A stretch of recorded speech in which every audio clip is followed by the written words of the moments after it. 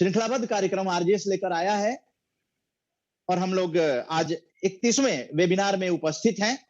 आज विश्व दिव्यांग जन दिवस जो 3 दिसंबर को मनाया जाता है, उसके उपलक्ष्य में 5 दिसंबर रविवार को हम लोग ये कार्यक्रम कर रहे हैं। हर रविवार आरजेएस वेबिनार, जिसमें परंपरा के हिसाब से सबसे पहले श्रद्धांजलि देते हैं और श्रद्धांजलि देने के लिए हमारे महापुरुष और स्वतंत्रता सेनानियों को जो देश भर में आरजेएस पॉजिटिव स्पीकर्स का चुनाव हुआ है, वो लोग श्रद्धांजलि देते हैं।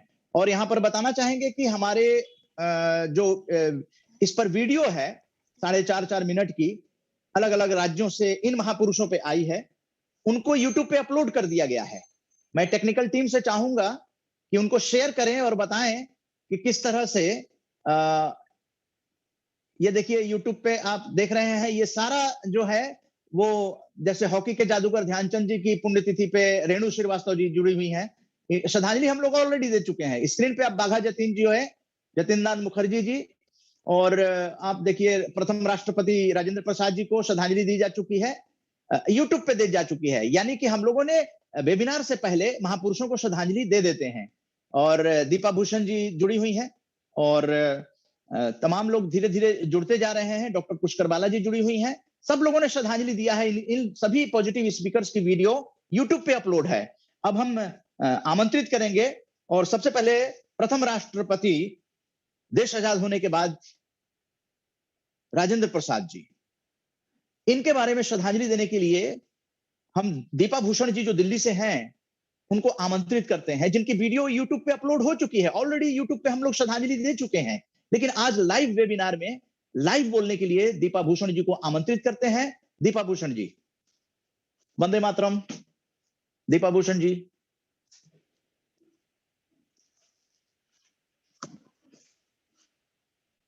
राजेंद्र प्रेम प्रभा झा जी, राजेंद्र प्रसाद जी को श्रद्धांजलि देने के लिए प्रेम प्रभा झा जी को आमंत्रित करते हैं।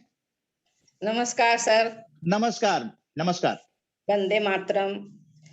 आरजेएस द्वारा आजादी की अमृत गाथा की श्रृंखलाबद्ध 75 कार्यक्रमों का हिस्सा बनकर मुझे अपार खुशी हो रही है। मैं आरजेएस भेंटकर्ता प्रेम प्रभा झा, सेवानिवृत्त शिक्षिका, इंदौर से हूँ। इस सकारात्मक आंदोलन से जुड़कर हमारे अंदर सकारात्मक ऊर्जा आई है। महान व्यक्तियों के बारे में बोलने जाने का अवसर मिल रहा है। मैं लगातार भाग लेती हूँ। मैं आरजेएस फैमिली और टेक्निकल टीम की आभारी हूँ। यहाँ उपस्थित सभी को नमस्कार। मैं भारत के प्रथम राष्ट्रपति डॉक्टर राजेंद्र प्रसाद के बारे में 2 शब्द बोल रही हूँ। उनका जन्म 3 दिसंबर 1884 को बिहार राज्य के सिवान जिले के जीरादेई नामक गांव में एक साधारण परिवार में हुआ था। इनके पिता का नाम महादेव सहाय और माता का नाम कमलेश्वरी देवी था। वे धार्मिक महिला थी। उन्होंने छपरा के एक स्कूल में पढ़ाई की। उन्होंने उच्च शिक्षा कलकत्ता से की। लंगट सिंह कॉलेज के प्रोफेसर के रूप में कार्य किया। उन्होंने वकालत की। बिहार के उच्च न्यायालय से जुड़े। महापुरुषों का जीवन अपने लिए नहीं हुआ करता, वे महात्मा गांधी के शिष्य बने। आइए उनके प्रेरक प्रसंग पर बात करते हैं।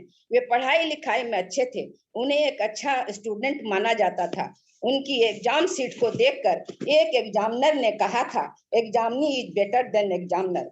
उन्होंने अपनी आत्मकथा के अलावा कई पुस्तकें लिखी। वे अत्यंत सौम्य प्रकृति के व्यक्ति थे। वे सभी वर्ग के व्यक्ति से सम्मान से व्यक्ति से मिलते थे। वे सभी से प्रसन्न चित्त से मिलते थे। वे दुबले पतले थे लेकिन आत्मबलवती थी। ब्रिटिश सरकार के विरोध में अनेक आंदोलन में अपना सक्रिय योगदान दिया। हिंदू मुस्लिम एकता को बढ़ावा दिया। इस दौरान कई बार जेल गए। 1934 में भारतीय राष्ट्रीय कांग्रेस के अध्यक्ष बने। वे स्वतंत्र भारत के प्रथम राष्ट्रपति बने। उन्होंने 12 वर्षों तक राष्ट्रपति पद संभाला। उनके समर्पण तथा जनसेवा से प्रेरित होकर लोगों ने देश रत्न नाम दिया। देश के लिए अपना सर्व समर्पण करने वाले देश के महान क्रांतिकारी तथा राजनेता 28 फरवरी 1963 को इस संसार से अलविदा हो गए। महान देशभक्त सादगी, सेवा, त्याग और स्वतंत्रता आंदोलन के में अपने आप को पूरी तरह होम कर देने के गुणों को किसी एक व्यक्ति में देखना हो तो उसके लिए भारत के प्रथम राष्ट्रपति राजेंद्र प्रसाद का नाम लिया जाता है। ऐसे भारत के महान सपूत को आरजेएस फैमिली की ओर से विनम्र श्रद्धांजलि। नमस्कार। नमस्कार। जय हिंद। जय हिंद। बहन जी रिटायर्ड शिक्षक इंदौर से जुड़ी, मध्य प्रदेश से प्रेम प्रभा झा जी। अब आगे हम लोग श्रद्धांजलि देंगे, उसके बाद चर्चा होगी विश्व दिव्यांग जन दिवस के उपलक्ष्य में बौद्धिक जो समस्या होती है उसके क्या कारण हैं, बौद्धिक अक्षमता के, और उसके बचाव पर चर्चा करेंगे।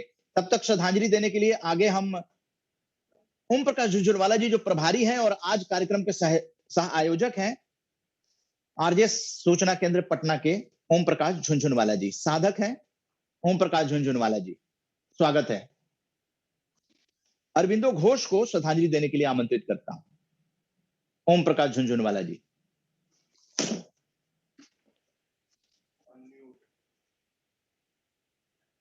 ओम प्रकाश झुनझुनवाला जी, चलिए आगे बढ़ते हैं। डॉक्टर पुष्कर बाला को आमंत्रित करते हैं। शहीद लांस नायक अल्बर्ट एक्का जो झारखंड के रहने वाले थे, और डॉक्टर पुष्कर बाला वाइस प्रिंसिपल है बीडीएसएल महिला कॉलेज जमशेदपुर। लांस नायक अल्बर्ट एक्का जी को श्रद्धांजलि देने के लिए डॉक्टर पुष्कर बाला जी।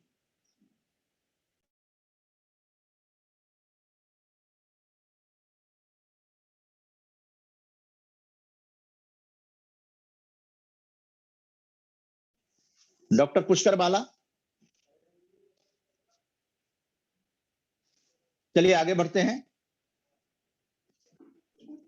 नेल्सन मंडेला जो कि गांधीवादी विचार को लेकर किस तरह से उन्होंने अपने जीवन में काम किया, सकारात्मक कार्य, और वो राष्ट्रपति भी बने दक्षिण अफ्रीका के, और किस तरह से।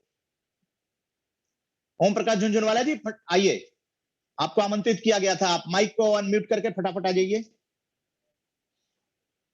ओम प्रकाश झुनझुनवाला जी, हाँ ओके ओके, माइक, हाँ बोलिए। वंदे मातरम। वंदे मातरम। आज बहुत खुशी हो रही है कि बौद्धिक अक्षमता कारण और बचाव विषयांतर्गत श्री अरविंदो घोष, अक्रोध्य घोष के नाम से उनको श्रद्धांजलि देने में हम सभी आरजेएस परिवार बहुत ही उत्सुक और गंभीर रूप से उनके प्रति श्रद्धावान हैं। आपका जीवन 1872 से 1950 तक रहा। आपने 18 साल की उम्र में ही आईएएस की परीक्षा पास की, लेकिन आपने अंत में एब्सेंट होकर राष्ट्र की गुलामी नहीं पसंद करने के कारण ब्रिटिश शासन से में आईएएस के पद को छोड़ दिया। आप 1893 से 1906 तक बड़ौदा के प्रेंसी में सेवा की। आपने राष्ट्र प्रथम का जीवन निर्वहन किया। आपने वहां शिक्षा का काम किया। उसके बाद आपने एक ऐसा विचित्र काम किया, अद्भुत काम किया कि उस समय बीटी व्यवस्था का नियंत्रण आपने किया, जबकि आप अपने घर के पैसों का इंतजाम हिसाब नहीं रखते थे। उन्होंने ऐसे हिसाब की पद्धति का विकास किया जो सबों ने खुशी खुशी, सारे विश्व ने माना। आप तो बंगाल देश के से आपको बंगाल विभाजन के कारण आप बंगाल में वापस आए।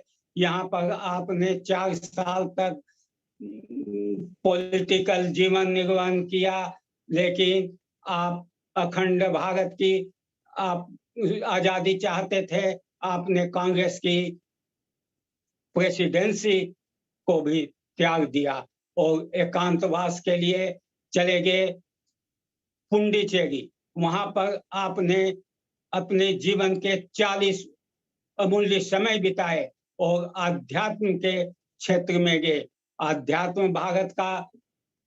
आध्यात्मिक भारत की चेतना ही जो सबसे सर्वोच्च उन्होंने आजादी के लिए माना और अपना कार्य चुप रहकर करते रहे। इस कार्य में उन्होंने अध्यात्म को इस तरक्की पर पहुंचाया कि अपने शरीर को प्रकाशमान बना दिया और त्याग दिया। इस त्याग को देखकर दुनिया अचरज में पड़ गई और नियमों को भी बदलना पड़ा, फ्रांस सरकार को भी, और उनकी अंत्येष्टि की गई। आज के दिन हम युवा पीढ़ी के लोग इसी तरह का जीवन चाहते हैं कि राष्ट्र सेवा भी करें और राष्ट्र के लिए बाद में भी हमारी चेतना सक्रिय रहे। जीवन के पहले भी, जीवन के बाद भी LIC के इस सूत्र को हमारे भाई बहन युवा सदस्य मान रहे हैं। मैं RJS परिवार, RJS युवा team, RJS technical team, RJS के सभी आज के सेमिनार में उपस्थित दिव्यांग सेवा कर्मी को की ओर से मैं श्री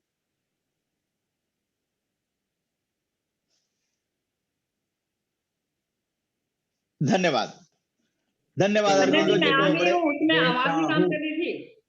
ओके, वंदे मातरम। वंदे मातरम। ओम प्रकाश झुंझुनवाला जी RJS सूचना केंद्र पटना के प्रभारी हैं, साधक हैं और बहुत ही भावुकता के साथ अरविंदो जी से जुड़े हुए हैं। ये पुदुचेरी में जाकर आश्रम भी देख आए हैं और इनकी वीडियो भी YouTube पे अपलोड हो गई है। मैं एक बार फिर से बताना चाहूंगा, जो लोग देर से जुड़े हैं, हम लोग श्रद्धांजलि लगातार, देखिए अरविंदो घोष पे इनकी RJS युवा टोली के सदस्यों ने वीडियो बनाई थी। 4-5 लोगों ने मिलकर अरविंदो घोष को श्रद्धांजलि देकर, तो उसको RJS की जो टीम है, टेक्निकल टीम, उसने YouTube पे अपलोड कर दिया है। वही बताना चाहते हैं कि सभी लोगों का अभी बुलाना चाहेंगे सकारात्मक भारत सूचना केंद्र जमशेदपुर की जो प्रभारी हैं डॉक्टर पुष्कर बाला जी, अब वाइस प्रिंसिपल भी हैं महिला कॉलेज में, और आप श्रद्धांजलि देने जा रही हैं शहीद लांस नायक अल्बर्ट एक्का जी को, और आज लाइव श्रद्धांजलि दे रही हैं। इससे पहले हम लोगों ने YouTube पे इनकी जीवनी को आपका भेजा हुआ वीडियो YouTube पे अपलोड किया गया। जी डॉक्टर पुष्कर बाला। वंदे मातरम सभी को। मैं डॉक्टर पुष्कर बाला, RJS सकारात्मक भारत सूचना केंद्र जमशेदपुर झारखंड। मैं RJS टेक्निकल टीम की आभारी हूँ कि मुझे शहीद लांस नायक अल्बर्ट एक्का को श्रद्धांजलि देने का अवसर दिया है। अल्बर्ट एक्का भारतीय सैनिक थे। इनका जन्म झारखंड के गुमला जिला के जारी गांव में 27 दिसंबर 1942 को हुआ था। इनके पिता का नाम जूलियस एक्का और मां का नाम मरियम एक्का था। अल्बर्ट एक्का की प्राथमिक शिक्षा CC स्कूल पटराटोली से की थी। इनकी जन्मस्थली जारी गांव चैनपुर की तहसील में पड़ने वाला एक आदिवासी क्षेत्र है, जो झारखंड राज्य का अहम हिस्सा है।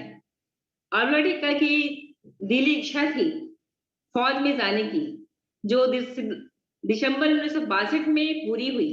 अल्बर्ट एक अच्छे योद्धा तो थे ही, साथ ही हॉकी के भी अच्छे खिलाड़ी थे। इनके अनुशासन का ही प्रभाव था कि ट्रेनिंग के ही दौरान अल्बर्ट एक्का को लांस नायक बना दिया गया था।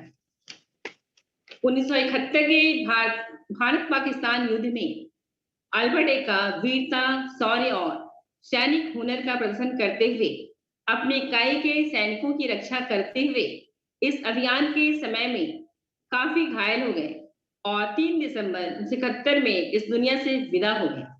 भारत सरकार ने इनके बलिदान को देखते हुए मरणोपरांत सैनिकों को दिए जाने वाले उच्चतम परमवीर चक्र से इन्हें सम्मानित भी किया था। इन्होंने देखा कि पाकिस्तानी सैनिक भारतीय सैनिकों पर लाइट मशीन गन से गोली की बौछार कर रहे हैं। इनका धैर्य जवाब दे गया। उन्होंने अकेले ही पाकिस्तानी बंकर पर धावा बोल दिया। उन्होंने बंदूक से 2 पाकिस्तानी सैनिकों को मौत के घाट उतार दिया। इसके बाद पाकिस्तानी सैनिकों को मौत के घाट उतार दिया और पाकिस्तानी मशीन गनें खामोश हो गई। इससे दुश्मन एवं उसकी लाइट मशीन गन की आवाजें एक साथ बंद हो गई। मगर इस दौरान गंभीर रूप से घायल होने के कारण कुछ ही पलों में अल्बर्ट एक्का 3 दिसंबर 1971 को शहीद हो गए। ऐसे शहीद को मैं ऐसे महानायक को मैं सत नमन करती हूँ। जय हिंद, जय भारत। मैं इनके बारे में थोड़ा बताना चाहूंगी कि झारखंड सरकार की ऐसी घोषणा है कि इनके पैतृक आवास को म्यूजियम के रूप में बनाया जाए। तो मुझे लगता है कि बहुत जल्द ही झारखंड सरकार इस पर कार्य करने वाली है। इन्हीं शब्दों के साथ बहुत बहुत धन्यवाद। जय हिंद, जय भारत। जय हिंद, जय भारत। डॉक्टर पुष्कर बालाजी, ये जानकारी बहुत ही अच्छी है कि अल्बर्टेका को लेकर राज्य सरकार जो है वो जागरूक हुई है और कुछ म्यूजियम बनाने की चर्चा चल रही है। अब आइए काका कालेलकर के बारे में अतुल प्रभाकर जी को आमंत्रित करेंगे, अगर वो जुड़े हुए हैं। विष्णु प्रभाकर जी के सुपुत्र हैं अतुल प्रभाकर जी। काका कालेलकर जी पे काफी काम कर रहे हैं। हिंदी समन्वय संघ बनाकर उन्होंने गोष्ठी भी करी थी काका कालेलकर को। अतुल प्रभाकर जी, अगर आप जुड़े हुए हैं तो प्लीज आ जाइए। जी नमस्कार। नमस्कार, नमस्कार अतुल प्रकाश, स्वागत है आरजेएस के इस मंच पे आजादी की अमृत गाथा के 31वें अंक में। अतुल प्रभाकर जी। जी, आप आरजेएस मंच का बहुत बहुत धन्यवाद करता हूँ। वंदे मातरम के साथ मैं आप लोगों को प्रणाम करते हुए कि आप इतना बड़ा काम कर रहे हैं, ऐसे लोगों को श्रद्धा के साथ जो जुड़े रहे, अपने महानुभावों को आप याद कर रहे हैं, बहुत बड़ा काम है। मैं इसके साथ ही अपने काका साहब कालेलकर के बारे में उनको श्रद्धांजलि देने के लिए कुछ शब्द बोलूंगा। मूल कन्नड़ क्षेत्र के ब्राह्मण परिवार से काका कालेलकर का जन्म महाराष्ट्र के सतारा जिले में 1 दिसंबर 1885 को हुआ। बीए और एलएलबी करने के बाद भी वो राष्ट्रभक्ति के प्रति समर्पित होने के कारण मराठी दैनिक राष्ट्रपत से जुड़ गए, पर जल्द ही उसके बाद वो शिक्षण क्षेत्र में आ गए। सरकारी कोप के कारण यह क्षेत्र भी छोड़ना पड़ा और वे एक लंबे अज्ञातवास में 3 वर्ष तक हिमालय क्षेत्र में भटकते रहे। बाद में रविन्द्रनाथ के साथ शांति निकेतन में सेवा दी। गांधी जी 1915 में भारत लौटने के बाद रविन्द्रनाथ टैगोर से मिलने शांति निकेतन गए। वहीं उनकी भेंट दत्तात्रेय बालकृष्ण कालेलकर से हुई। गांधी उनसे इतने प्रभावित हुए कि रविन्द्रनाथ से उन्हें अपने लिए मांग लिया। एक बार गांधी से जुड़ने के बाद क्रांतिकारी मन के कालेलकर देश के जन जागरण, शिक्षा, भाषा और स्वतंत्रता के प्राप्ति के संग्राम में पूरी तरह से डूब गए। बहुआयामी व्यक्तित्व के धनी कालेलकर बाद में आचार्य काका साहब कालेलकर के नाम से जाने जाने लगे। हिंदी, हिंदुस्तानी और अन्य भारतीय भाषाओं के विकास में जीवन पर्यंत लगे रहे और उसी के लिए उन्होंने गांधी हिंदुस्तानी साहित्य सभा की स्थापना की, जो आज भी भाषाओं के लिए काम कर रही है। इसके साथ ही काका साहब को समझने के लिए चिर प्रवासी यह एक शब्द बहुत सही है। उनकी आकुल आत्मा मुक्त गगन में विचरण को सदा व्याकुल रही। गुजरात विद्यापीठ में वे बनकर बैठे क्योंकि गांधी जी का आदेश था, लेकिन अवसर पाते ही बंधन मुक्त हो गए। राष्ट्रभाषा हिंदी के काम का अर्थ था भ्रमण और भ्रमण, पूरे देश में हिंदी का जन जागरण करना। हिंदी के उन्होंने न केवल अनेक सहज सुंदर पारिभाषिक शब्द दिए, बल्कि सुधरी लिपि देने का प्रयास किया। जीवन भर की गई यात्राओं को वो वहीं नहीं छोड़ा है, बल्कि बेहद रोचक ढंग से उन्होंने यात्रा संस्मरणों के रूप में उसे सजोया। उनका साहित्य आध्यात्म, शिक्षा, यात्रा संस्मरण, नैतिकता, नक्षत्र मंडल जैसे अनेकों विषयों पर अपने में समेटे हुए।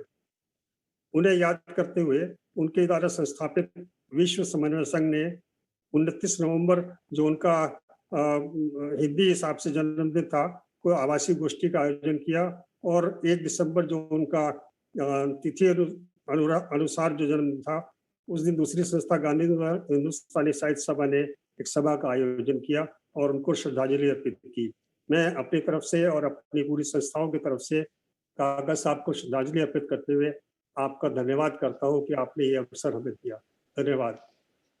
बहुत बहुत धन्यवाद सर, हम लोग गौरवान्वित हैं। आप विष्णु प्रभाकर जी जो इतने बड़े साहित्यकार रहे हैं, उनके आप सुपुत्र हैं अतुल प्रभाकर जी। और अतुल प्रभाकर जी विश्व समन्वय संघ के उपाध्यक्ष हैं और साहित्य की गतिविधियों से जुड़े रहते हैं। तो आपका अतुल प्रभाकर जी, आगे भी हम लोग आपको आमंत्रित करना चाहेंगे। निवेदन है कि जब भी विष्णु प्रभाकर जी पर हम लोग कार्यक्रम करेंगे, आप सादर आमंत्रित रहेंगे और आज आने के लिए आपका बहुत बहुत बने रहिएगा, क्योंकि दिव्यांग जन दिवस पे आज जो कार्यक्रम हो रहा है ये भी समाज के लिए बहुत ही लाभप्रद होने वाला है। और अब जतींद्र नाथ मुखर्जी, जिन्हें बाघा जतीन के नाम से भी जाना जाता है, मैं दूरदर्शन से जुड़े हुए इशाक खान जी को आमंत्रित करते हैं। इशाक खान जी, पॉजिटिव आरजेएस के पॉजिटिव स्पीकर, जिनकी वीडियो यूट्यूब पे अपलोड हो चुकी है ऑलरेडी। अतुल प्रभाकर जी की भी वीडियो यूट्यूब पे अपलोड हो चुकी है काका कालेलकर जी के बारे में और बाघा जतीन जी के बारे में। इशाक खान जी की भी वीडियो अपलोड हो चुकी है, लेकिन हम लोग लाइव श्रद्धांजलि देने के लिए यहाँ पर उपस्थित हैं। जी इशाक खान जी, नमस्कार, वंदे मातरम। वंदे मातरम। एक बार फिर से हम अपने उन सभी साथियों को नमस्कार करते हुए बधाई भी देना चाहेंगे कि इस अमृत गाथा के सफर में माननीय उदय मन्ना जी के साथ आरजेएस मंच पर हम सब एकत्रित हैं। और आज हम उन महानुभावों, महापुरुषों और क्रांतिकारियों को याद कर रहे हैं। इस कड़ी में हम बाघा जतिन यानी कि बाघ के समान यतीन्द्र नाथ मुखर्जी जी को याद कर रहे हैं। उन्हें श्रद्धांजलि देते हुए हम बताना चाहेंगे कि मैं कुछ साल पिछले दिनों 2015 से 19 तक सिलीगुड़ी में रहा, जिसे एनजेपी भी कहते हैं, न्यू जलपाईगुड़ी। वहां पर एक पार्क है, बाघा जतिन पार्क। तो वहां पर बहुत से राजनीतिक और सांस्कृतिक समारोह चलते रहते हैं। वहां पर भीड़ एकत्रित होती है और घूमने फिरने का एक अच्छा सा पार्क है और वहां पर बाघा जतिन जी की स्मृति भी है। लेकिन मैं उतना आत्मिक रूप से नहीं उस वक्त जान सका था, लेकिन जब आरजेएस मंच ने इन अनुभवों को बांटना शुरू किया और जोड़ना शुरू किया, बताना शुरू किया, तब मुझे पता लगा कि ये वही यतीन्द्र नाथ मुखर्जी जी के नाम से बाघा जतिन पार्क है। बहुत अच्छा लगा जान करके। और एक छोटी सी घटना मैं बताना चाहूंगा कि जब ये छोटे से थे, यानी कि जैसा कि आप सबको मालूम होगा कि 5 साल की उम्र में इनके पिताजी नहीं रहे थे। उससे पहले जब ये बहुत छोटे थे तो इनकी माँ नदी किनारे चली जाती थी और साड़ी के पल्लू से एक बांध करके इनके कमर में और बहती धारा में फेंक दिया करती थी। और फिर वो बालक अपने कोशिश से, अपने प्रयास से किनारे आता था। ऐसा देख करके लोगों ने कहा कि आप ऐसे क्यों इस अबोध बालक के साथ ये ज्यादती करती हैं। तो उन्होंने कहा था कि हम इस बालक के दिल से मौत का खौफ हटाना चाहते हैं। और शायद यही 27 साल की उम्र में जब नदिया के जंगल से गुजर रहे थे तो एक चीते ने, यानी कि एक बाघ ने इन पर आक्रमण कर दिया और इनके पास बस उस वक्त एक आत्मरक्षा के लिए हंसुआ था, हंसिया। उससे उस बाघ से लड़ते हुए उसे मौत के घाट उतारा। तब से इन्हें भी बाघ की उपाधि दी गई, यानी कि बाघ जतिन, बाघा जतिन।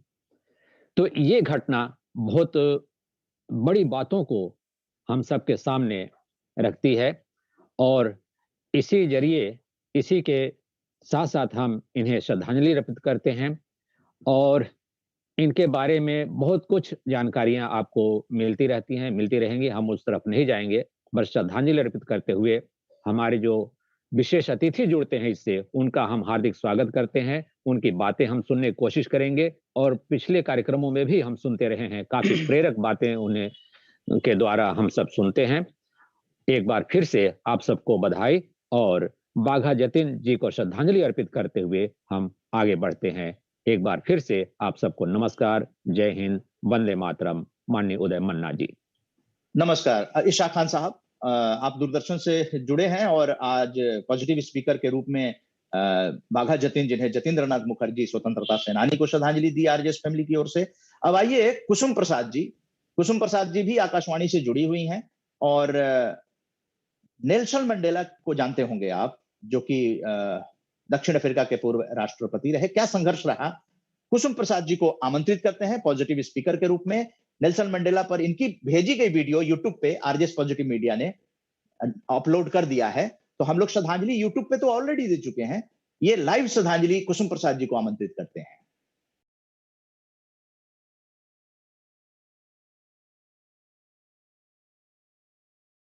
कुसुम प्रसाद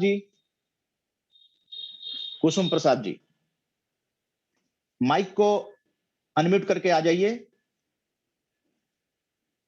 चलिए आगे बढ़ते हैं। आरजेएस सूचना केंद्र जमशेदपुर से जुड़ी हुई हैं ममता रानी, उनको आमंत्रित करते हैं। विजय लक्ष्मी पंडित को श्रद्धांजलि देने के लिए संयुक्त राष्ट्र संघ में पहली महिला अध्यक्ष बनी थी विजय लक्ष्मी पंडित, नेहरू खानदान से जुड़ी हुई हैं। उन्हें श्रद्धांजलि देने के लिए ममता रानी जी को आमंत्रित करते हैं फ्रॉम जमशेदपुर। आज हम श्रद्धांजलि देने जा रहे हैं श्रीमती विजय लक्ष्मी पंडित जी को। विजय लक्ष्मी पंडित भारत के पहले प्रधानमंत्री जवाहरलाल नेहरू के बहन थी। पिता पंडित मोतीलाल नेहरू। इनका जन्म 18 अगस्त 1990 में गांधी नेहरू परिवार में हुआ था। उनकी शिक्षा मुख्यतः घर में ही हुई थी। 1921 में उन्होंने कटिहार के सुप्रसिद्ध वकील रंजीत सीताराम पंडित से विवाह कर लिया। गांधी जी से प्रभावित होकर उन्होंने आजादी के लिए आंदोलन में भाग लेना प्रारंभ किया। वो हर आंदोलन में आगे रहती थी।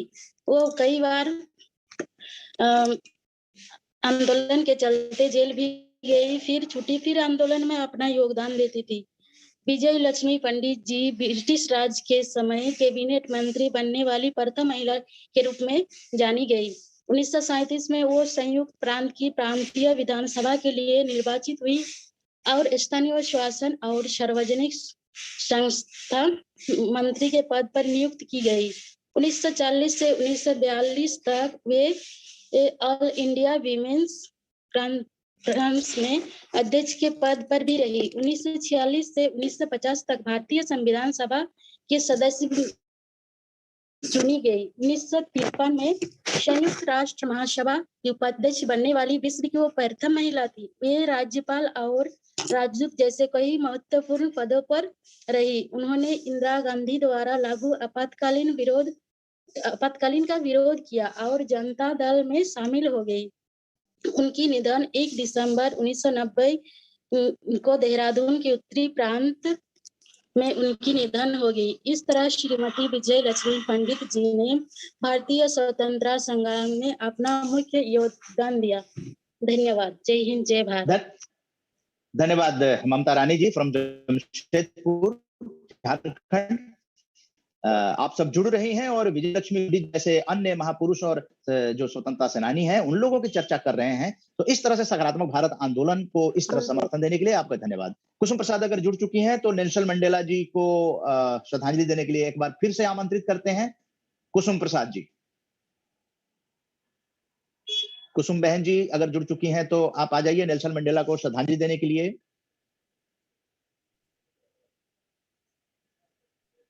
एनीवे, आगे बढ़ते हैं और सुचेता कृपलानी को श्रद्धांजलि देने के लिए पहली महिला मुख्यमंत्री दीपा भूषण जी को आमंत्रित करते हैं दिल्ली से। दीपा भूषण जी।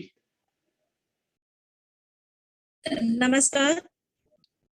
अच्छा, देर से जुड़ी कुसुम प्रसाद जी। दीपा भूषण जी इसके बाद आएंगी। कुसुम प्रसाद जी बोलिए। कुसुम प्रसाद जी बोलिए, माइक म्यूट हो गया आपका। नमस्कार सर। जय हिंद, नमस्कार। भारत, वंदे मातरम। आरजेएस के सभी सदस्यों के मेरा हार्दिक अभिनंदन। आरजेएस की श्रृंखला वीडियो ऑन कर लीजिए। वीडियो हाँ जी, हाँ, वीडियो नहीं ऑन है। वीडियो ऑन कर लीजिए। वीडियो ऑन कर लीजिए। वीडियो ऑन ही है ना, यहाँ नहीं दिख रहा है। ठीक है, अब ऑन है। हाँ, अब ठीक है। आरजेएस की श्रृंखलाबद्ध कार्यक्रम में आपकी वीडियो ऑफ हो जा रही है। Anyway, मैं बाहर हूँ मैं। बोलिए। आरजेएस की श्रृंखलाबद्ध कार्यक्रमों में आज मैं श्रद्धांजलि देने जा रही हूँ नेल्सन मंडेला जी को। आज एक ऐसी शख्सियत को श्रद्धांजलि दे जा रही हूँ जो मानवता का पुजारी रहा है। अन्याय और अंधेर को अपने देश से सदा के लिए उखाड़ कर फेंक दिया। 5 दिसंबर एक ऐसे दक्षिण अफ्रीका के गांधी की पुण्यतिथि है जिन्होंने 27 वर्ष जेल में गुजारे और रिहा हुए तो दक्षिण अफ्रीका के राष्ट्रपति बन गए। नेल्सन मंडेला को अफ्रीका का गांधी भी कहा जाता था। दुनिया भर में शांति के दूत के रूप में प्रसिद्ध नेल्सन मंडेला का रंगभेद के खिलाफ लड़ाई में योगदान कोई भुला नहीं सकता। मंडेला गांधी की तरह ही अहिंसा के रास्ते पर चलने वाले व्यक्ति थे। मंडेला ने रंगभेद के खिलाफ लड़ते हुए 27 साल जेल में काटे थे। नेल्सन मंडेला अंतर्राष्ट्रीय दिवस हर साल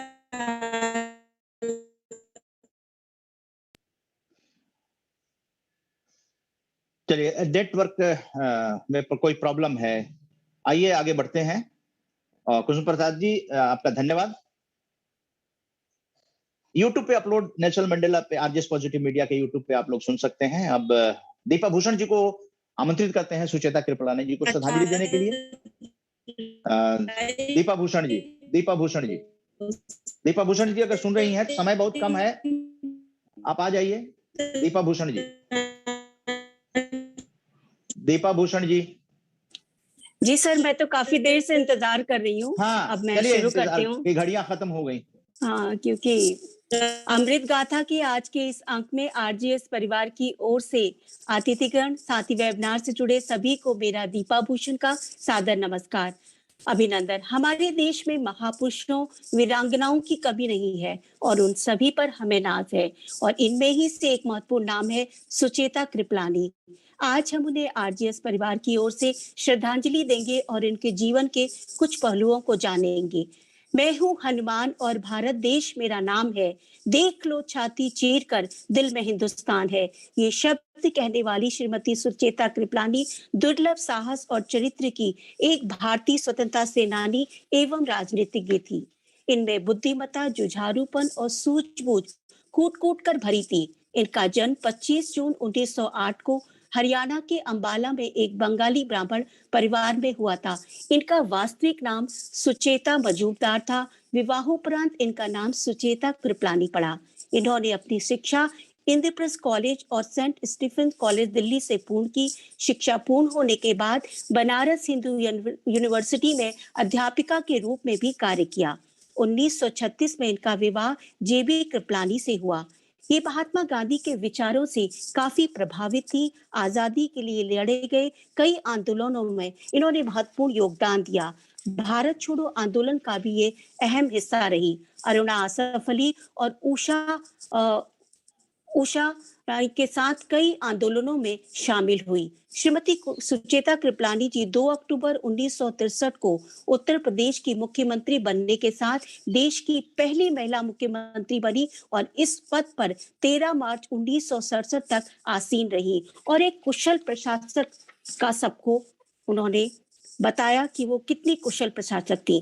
14 अगस्त 1947 को भारतीय संसद में तत्कालीन प्रधानमंत्री पंडित जवाहरलाल नेहरू के ट्रिस्ट विद डेस्टिनी अभिभाषण के पूर्व श्रीमती सुचेता कृपलानी जी ने संसद के इंडिपेंडेंस सेशन का शुभारंभ वंदे मातरम गान से और समापन सारे जहां से अच्छा और जनगण मन से किया। सुचेता जी जैसे दुर्लभ साहस और चरित्र की महिला थी, ऐसा जब कई लोग मानते थे, और वर्ष 1971 में उन्होंने राजनीतिक जीवन से संन्यास ले लिया और वो एकांत में रहने लगी। देश की पहली मुख्यमंत्री कृपलानी जी ने अपनी जिंदगी के आखिरी दिनों में अपनी आत्मकथा एंड अनफिनिश्ड ऑटोबायोग्राफी लिखी। उनकी ऑटोबायोग्राफी 3 अलग-अलग भागों में प्रकाशित हुई।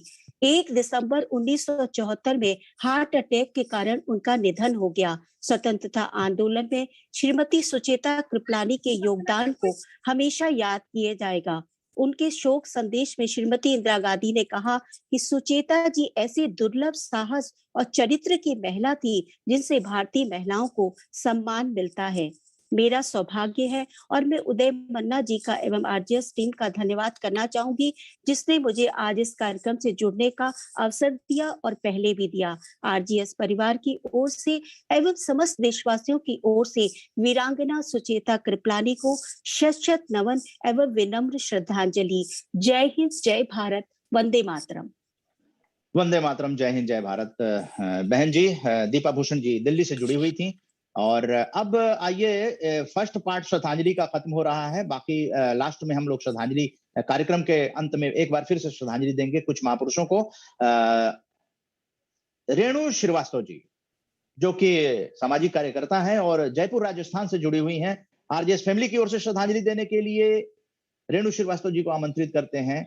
आप हॉकी के जादूगर ध्यानचंद जी को श्रद्धांजलि देने के लिए आमंत्रित हैं। रेणु श्रीवास्तव जी फ्रॉम जयपुर। वंदे मातरम। वंदे मातरम। मैं रेणु श्रीवास्तव जयपुर राजस्थान से बोल रही हूँ। मैं आभार प्रकट करती हूँ अपने आरजेएस परिवार का और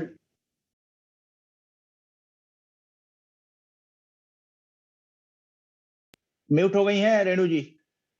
रेणु जी एक बार माइक देख लीजिए। रेणु जी आपकी आवाज नहीं। हाँ ठीक है। मैं आरजेएस परिवार और उसके टेक्निकल टीम की और मन्ना जी की बहुत बहुत आभारी हूँ, जिन्होंने मुझे पॉजिटिव स्पीकर के रूप में मेजर ध्यानचंद जी के बारे में बताने के बारे में बात किया है। वो हॉकी के मशहूर खिलाड़ी थे। तो अब मैं ध्यानचंद जी के बारे में आपको बताती हूँ। ध्यानचंद जी का जन्म 29 अगस्त 1905 को प्रयागराज में एक क्षत्रिय परिवार में हुआ था। ध्यानचंद्र जी के पिता का नाम सोमेश्वर दत्त और माता का नाम श्रद्धा देवी था। उनके 2 भाई थे, रूपचंद्र और मूलचंद्र जी। उनकी पत्नी का नाम जानकी देवी था और उनके 11 बच्चे थे, जो कि 3 बच्चे अब इस समय नहीं हैं। बाकी के बच्चे बड़े ही कठिनता से जीवन यापन कर रहे हैं। ध्यानचंद्र जी हॉकी के सर्वश्रेष्ठ खिलाड़ी थे और उनको हॉकी का जादूगर भी कहा जाता था। ध्यानचंद्र जी जब मैदान में खेलने के लिए उतरते थे तो मानो उनके हॉकी से गेंद चिपक सी जाती थी। उन्होंने अपने जीवन में 1000 गोल दागे हैं। उनको 3 स्वर्ण पदक मिले हैं और पद्म विभूषण से भी उनको सम्मानित किया गया है। बहुत ही सामाजिक संस्था के संगठन लोग वाले भी उनको भारत रत्न देने की भी सिफारिश कर रहे हैं। और अपने खेल मंत्री जो माननीय पीयूष गोयल जी हैं, उन्होंने मोदी सरकार से सिफारिश की है कि आप उनको भारत रत्न से सम्मानित करिए। तो उम्मीद है कि उनको भारत रत्न जरूर मिल जाएगा। ध्यानचंद्र जी की मृत्यु 3 दिसंबर 1989 को हुआ था। आरजेएस परिवार की तरफ से और सभी मुख्य अतिथि और जो पॉजिटिव स्पीकर है और मेरी ओर से मैं ध्यानचंद्र जी को शत नमन करती हूँ, विनम्र श्रद्धांजलि देती हूँ। अब मैं अपनी वाणी को यहीं विराम देती हूँ। वंदे मातरम। डॉक्टर जी इसी तरह से आप कंटिन्यू रहिए, आरजेएस में सकारात्मक सोच को समर्थन करते रहिए। और आज का कार्यक्रम आप जैसे जानते हैं कि ओम प्रकाश झुनझुनवाला जी प्रभारी आरजेएस सकारात्मक भारत सूचना केंद्र सह आयोजक हैं। पटना केंद्र के द्वारा ये कार्यक्रम आयोजित किया जा रहा है। और अब श्रद्धांजलि के क्रम में हम लोगों ने दूसरे पार्ट में डॉक्टर भीमराव अंबेडकर जी को श्रद्धांजलि देते हैं। आप जानते हैं कि 6 दिसंबर पुण्यतिथि है। 1956 में आपका निधन हो गया था। और डॉक्टर भीमराव अंबेडकर का जन्म 14 अप्रैल 1891 को मध्य प्रदेश के छोटे से गांव महू में हुआ था। और वो आजीवन समाज में व्याप्त भेदभाव और अस्पृश्यता के खिलाफ लड़ते रहे। भारतीय लोकतंत्र में उनका योगदान तो भुलाया नहीं जा सकता है। आप भारतीय संविधान को जब भी देखें आपको अंबेडकर याद आते हैं। तो ऐसे महापुरुष को हम लोग श्रद्धांजलि अर्पित करते हैं। और खुदीराम बोस जी की जयंती 3 दिसंबर थी और आज हम लोग उनको श्रद्धांजलि देंगे कि मात्र 19 वर्ष की आयु में ही स्वतंत्रता के लिए अपने गले में फांसी का फंदा चूम लिया उन्होंने। महान स्वतंत्रता सेनानी शहीद खुदीराम बोस जी की जयंती पर विनम्र श्रद्धांजलि देते हैं। कल एक बहुत ही दुखद खबर आई थी। खुदीराम बोस जी का आप देख रहे हैं, मात्र 19 साल की उम्र में, मतलब ऐसे बहुत स्वतंत्रता सेनानी है, इतनी कम उम्र में आप समझिए 19 साल खेलने कूदने की उम्र होती है। किशोरावस्था में इन्होंने स्वतंत्रता के लिए अपने प्राणों की आहुति दे दी है। तो इन्हें हम लोग श्रद्धांजलि दे रहे हैं। और विनोद दुआ नहीं रहे, ये खबर अफवाहों के बाजार से निकली थी, लेकिन वो भगवान को यही मंजूर था। और विनोद दुआ जो है हम लोगों के बीच अब नहीं रहे। कल लगभग 4:30 बजे उनके निधन हो गया। और विनोद दुआ दूसरी जो लहर आई थी उसमें विनोद दुआ और उनकी पत्नी दोनों संक्रमित हो गए थे। दोनों की तबीयत काफी बिगड़ गई थी और इसके बाद दोनों को अस्पताल में भर्ती कराया गया था। और विनोद दुआ 7 जून को घर वापस आ गए थे, लेकिन उनकी पत्नी का 12 जून को निधन हो गया था। कल 4 दिसंबर को बीमारी से लड़ते हुए, ये भी हॉस्पिटल में भर्ती हुए थे कुछ दिन पहले, और वहां से नहीं तो अपोलो अस्पताल में आए, वहां भी बीमारी से लड़ते हुए पत्रकार विनोद दुआ का निधन हो गया। और ये पत्रकारिता जगत के लिए बड़ी शोक की खबर है। वैसे भारत के लोकतंत्र के रक्षक के तौर पे विनोद दुआ ने अपने स्टाइल में, उनकी जो अभिव्यक्ति की स्वतंत्रता है उस हिसाब से विनोद दुआ ने अपने जीवन को जिया, और निडर होकर, निडर पत्रकारिता के रूप में उनको निश्चित रूप से याद किया जाएगा। दूरदर्शन और एनडीटीवी के बाद विनोद दुआ शो और HW हिंदी से पत्रकारिता का एक नया आयाम दे रहे थे। यूट्यूबर काफी उनके प्रशंसक थे जब यूट्यूब में वो आए, और पद्मश्री के अलावा उन्हें रामनाथ गोयनका पुरस्कार से भी सम्मानित किया गया था।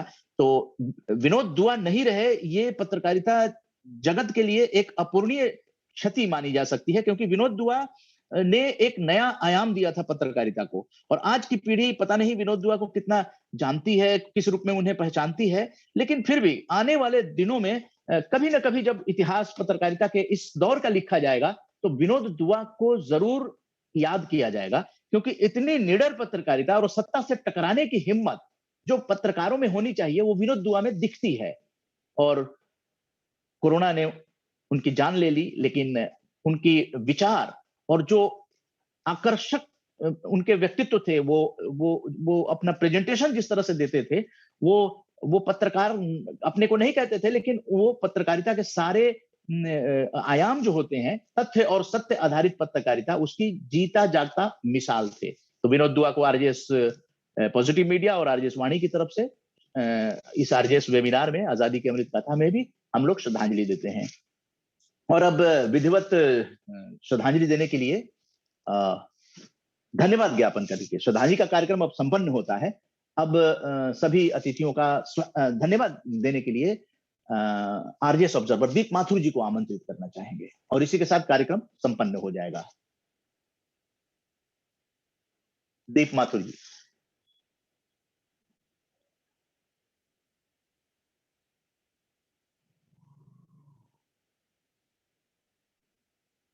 दीप माथुर सर, आप माइक अनम्यूट कर लीजिए सर।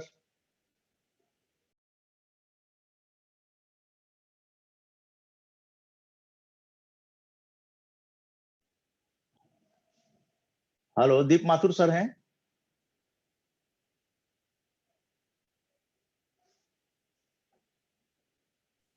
सर संभवतः दीप माथुर जी उपस्थित नहीं है। हेलो। हाँ सर, आवाज आ रही है, बोलिए सर। आपका वीडियो ऑफ है सर, आवाज आ रही है, बोलिए। जी बोलिए। तो अब वीडियो ऑफ है सर आपका। मैं 1 मिनट ऑन कर लेता हूँ, सॉरी वीडियो ऑफ है बता रहे जी। We start video. जी okay sir.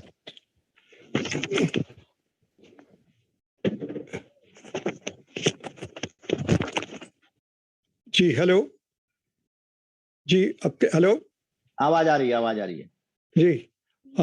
World disability day के अवसर पर जो आज ये वेबिनार ऑर्गेनाइज करी गई है, इसमें मैं सभी आमंत्रित मेहमानों का और सभी सहभागियों का बहुत बहुत धन्यवाद करता हूं। आज हम जो सब इस मंच पर इकट्ठे हुए हैं, इससे हमें जो एक वर्ड मैंने इंटेलेक्चुअल डिसेबिलिटी के दिशा में एक नई सोच मिली है और नया एक दिशा मिली है। हमें उम्मीद है कि हम सब इस पर आगे बढ़ेंगे।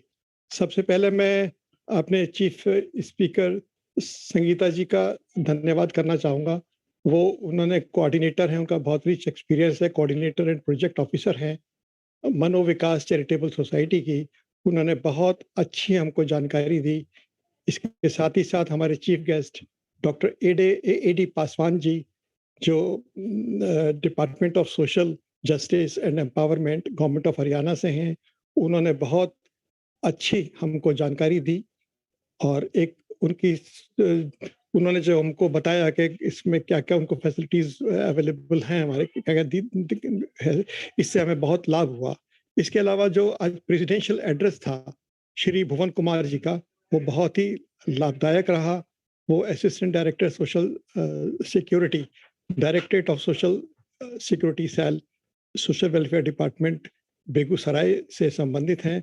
उन्होंने जो हमको बहुत अच्छी जानकारी दी कि इंटेलेक्चुअल डिसेबल्ड लोगों के लिए क्या क्या सुविधाएं उपलब्ध हैं और हम किस दिशा में उनको और बेहतर सुविधाएं प्रदान कर सकते हैं। इसके अलावा सुमन कुमारी जी जो रिहेबिलिटेशन प्रोफेशनल हैं और स्पेशल स्कूल कम रिहेबिलिटेशन सेंटर पटना से संबंधित हैं, उन्होंने हमको बहुत लाभदायक एक प्रैक्टिकल वे में हमको बताया कि हम इंटेलेक्चुअल डिसेबल्ड लोगों की किस प्रकार सहायता कर सकते हैं और हमें क्या करना चाहिए। इसके अलावा मैं श्री ओम प्रकाश झुंझुनवाला जी का तहे दिल से शुक्रिया अदा करूंगा। वो हमारे जो RSS पॉजिटिव इंफॉर्मेशन सेंटर है पटना में, वो इसके इंचार्ज हैं और वो अपनी बहुत उम्र दराज होने के बावजूद भी उनमें इतना जज्बा है कि जितनी तारीफ की जाए वो कम है। इसके साथ ही साथ हमारे डॉक्टर नरेंद्र तरेसर जी हैं, ये भी RGS फैमिली से प्रारंभ से ही जुड़े हुए हैं और डिस्पाइट इनका तो बहुत रिच एक्सपीरियंस है क्योंकि खुद भी एक इनको बहुत अच्छा अनुभव है, पर्सनली इन सारे प्रोसेस से गुजर चुके हैं और वो इन सब के बावजूद भी जो उनकी हिम्मत और लगन है वो हम सभी के लिए बहुत ही प्रेरणादायक है, ना कि सिर्फ फिजिकली डिसेबल्ड या इंटेलेक्चुअल डिसेबल्ड लोगों के लिए या इवन हम जैसे एक सामान्य व्यक्ति के लिए भी उनका जो साहस है और जो उनकी लगन है, जो उनका समर्पण है, वो बहुत हमारे मार्गदर्शक का काम करता है। उन्होंने बहुत अच्छे ढंग से आज सारे प्रोग्राम का मॉडरेशन किया, उनका हम बहुत बहुत तहे दिल से इसके अलावा जो सबसे जो हमारे आधार स्तंभ हैं, हमारे सारे प्रेरणा स्रोत हैं इस सारे कार्यक्रम के, सारे वेबिनार के, वो उदय कुमार मन्ना जी हैं। वो इतनी मेहनत और लगन से काम करते हैं, शायद मेरे ख्याल से वो 24 घंटे इसी सोच में डूबे रहते हैं कि किस प्रकार जो है हम समाज में पॉजिटिव थिंकिंग को लेकर आए, किस प्रकार हम एक नए समाज की रचना करें। तो मैं उनको क्या कहूँ, उनका कुछ भी कहना उनको सूरज को दीपक दिखाने के समान है। तो मैं उनका बहुत बहुत उदय कुमार मन्ना जी का बहुत बहुत धन्यवाद व्यक्त करता हूँ, जो सारे कार्यक्रमों की संरचना, परिकल्पना और जो इसका एक क्रियान्वयन है वो बड़ी मेहनत और लगन से करते हैं। उदय कुमार मन्ना जी का बहुत बहुत धन्यवाद। इसी प्रकार हमारे सुमन कॉलेज जी का भी मैं बहुत धन्यवाद करता हूँ, उनका एक बहुत मॉरल सपोर्ट रहता है। तो अब ये जो कार्यक्रम हम आयोजित करते हैं, ये सब इसमें एक मैं उदय कुमार मन्ना जी को कहता हूँ कि बहुत इस कार्यक्रम में दर सप्ताह ही कार्यक्रम आयोजित करते हैं, वेबिनार आयोजित करते हैं और इतने अच्छे अच्छे स्पीकर आते हैं। आज भी इतने अच्छे स्पीकर आए, तो ये एक उनकी मेहनत और लगन का परिणाम ही है कि जो इतने अच्छे लोग हमारे इन कार्यक्रमों से जुड़ जाते हैं। तो मैं उदय कुमार मन्ना जी से का बहुत बहुत शुक्रिया अदा करता हूँ और ईश्वर से प्रार्थना करता हूँ कि वो इसी मेहनत और लगन से काम करते रहें और समाज को विभिन्न पहलुओं में मार्गदर्शन देते रहें। आज सभी हमारे मेहमानों का, सभी सहभागियों का, हमारे कोऑर्डिनेटर का, सभी लोगों का मैं बहुत बहुत धन्यवाद करता हूं। एक बार पुनः आप सबको नमन करते हुए मैं अपनी वाणी को विश्राम देता हूं। आप सबका बहुत बहुत धन्यवाद। या तो इस तरह से दीप माथुर जी ने धन्यवाद ज्ञापन दे दिया है और इसी के साथ RJS TJ APS KBSK की आजादी की अमृत गाथा का ये 31वां अंक जो है यहाँ पर संपन्न किया जाता है और सकारात्मक भारत आंदोलन के लिए आप सभी यहाँ पर जुड़े, सहभागिता में कर रहे हमारे दर्शकों में भी बहुत बड़े बड़े विद्वत जन जुड़े हैं, विदुषी महिलाएं जुड़ी देश भर से। तो उन सभी लोगों का तहे दिल से धन्यवाद। अगले रविवार की घोषणा बाकी है, तो आप हर रविवार RJS वेबिनार, तो अगले रविवार हम लोग डॉक्टर पुष्कर बाला जुड़ी हुई हैं, तो डॉक्टर पुष्कर बाला जी प्रभारी हैं RJS सकारात्मक भारत सूचना केंद्र जमशेदपुर और सह आयोजक हैं 12 तारीख के वेबिनार का और उसका अंक होगा आपका 33वां अंक। 32वें अंक में वीडियोस आएंगी और महापुरुषों और स्वतंत्रता सेनानियों पर, उसको यूट्यूब पे अपलोड किया जाएगा। और डॉक्टर पुष्कर बालाजी 33वें आरजेएस वेबिनार के सह आयोजक हैं और आशा है, और विषय रहेगा सर्दियों में स्वास्थ्य कोरोना के मद्देनजर। और डायबिटोलॉजिस्ट को आमंत्रित किया गया है। ये पहली बार आप लोगों के सामने ये अनाउंसमेंट हो रही है कि जो मुख्य जो वक्ता है, जो उनके बारे में जानना जरूरी है कि अगले रविवार कौन आ रहे हैं। तो 2 लोगों से कंफर्मेशन आ गया है और ओके हो गया है। एक तो आरजेएस फैमिली से ही जुड़े हुए 3 Guinness world record holder diabetologist doctor A.K. Jhingan. Doctor A.K. Jhingan साहब लगभग 5 सालों से आरजेएस फैमिली से जुड़े हुए हैं। तो वो आ रहे हैं अगले 12 तारीख को। और सर्दियों में डायबिटीज के मरीजों को बहुत परेशानी होती है और कोरोना को लेकर किस तरह से मरीजों की स्वास्थ्य सुरक्षा की जा सकती है, एक बहुत ही महत्वपूर्ण विषय है। सर्दी का मौसम लगभग देश में आ चुका है और अगले रविवार हम लोग तैयारी करेंगे। अपने सवाल के साथ आप डॉक्टर्स से इंटरेक्ट करेंगे। और आज शाम को डॉक्टर नरेश त्रेहन जी से बात हो रही है। मंडे को फाइनल हो जाएगा।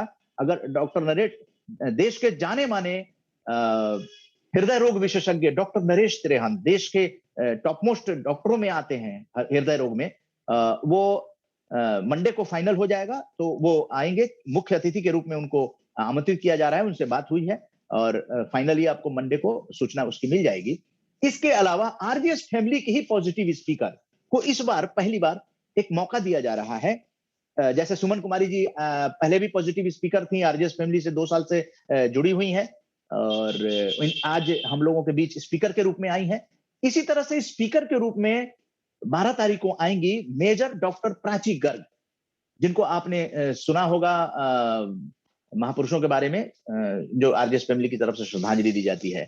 तो उनको रिकॉग्नाइज किया गया है और उनके पीछे जो सबसे बड़ा कारण रहा स्पीकर बनाने का, आरजेएस फैमिली की तरफ से निर्णय लिया गया, उसके पीछे सबसे बड़ी वजह रही कि डॉक्टर के अग्रवाल हार्ट केयर फाउंडेशन के जो अध्यक्ष रहे थे, कोरोना में उनका निधन हो गया और उनके साथ डॉक्टर प्राची गर्ग ने लंबे समय तक कार्य किया है।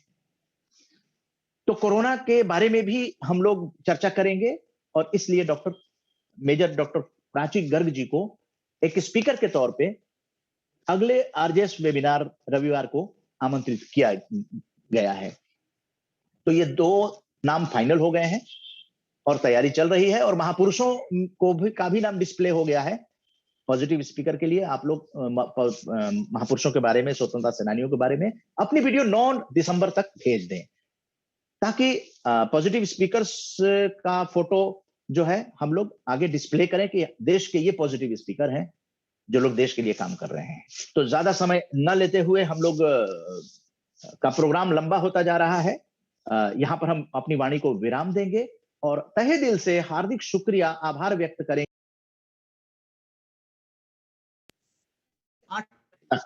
आज शाम 6 बजे से रात 8 बजे तक हम उपस्थित रहेंगे आपके फोन रिकॉर्डिंग पर, आपकी प्रतिक्रिया रिकॉर्ड करने के लिए।